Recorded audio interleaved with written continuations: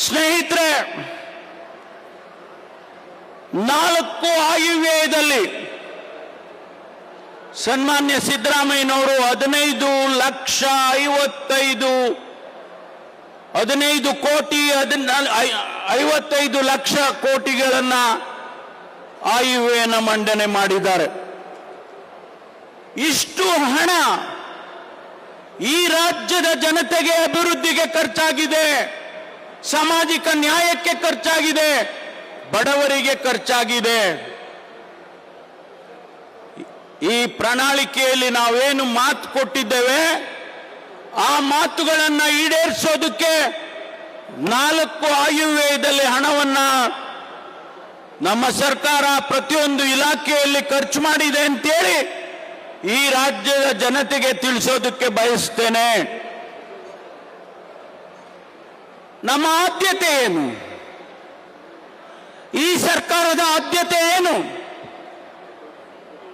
ಬಡವರಿಗೆ ಕಾರ್ಯಕ್ರಮ ಕೊಡಬೇಕು, ರೈತರಿಗೆ ಕಾರ್ಯಕ್ರಮ ಕೊಡಬೇಕು, ಕಾರ್ಮಿಕರಿಗೆ ಕಾರ್ಯಕ್ರಮ ಕೊಡಬೇಕು, ಯಾರು ನೊಂದವರಿದ್ದಾರೆ, ಶೋಷಿತರಿದ್ದಾರೆ ಅವರಿಗೆ ಕಾರ್ಯಕ್ರಮ ಕೊಡಬೇಕು.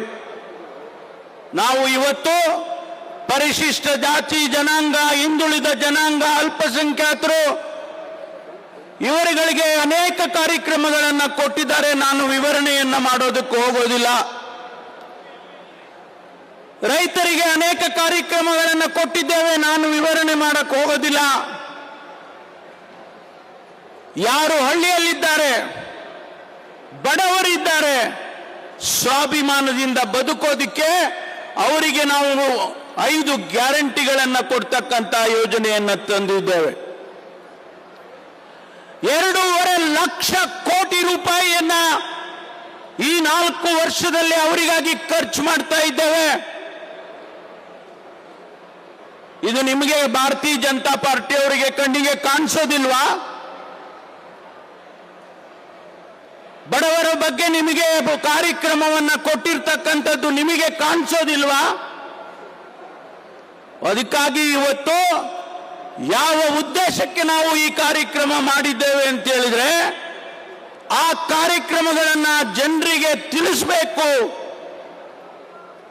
ರಾಜ್ಯ ಸರ್ಕಾರ ಕೊಟ್ಟ ಮಾತಿನಂತೆ ನಡ್ಕೊಂಡಿದೆ, ಸಿದ್ದರಾಮಯ್ಯನವರು ನುಡಿದಂತೆ ನಡೆದಿದ್ದಾರೆ.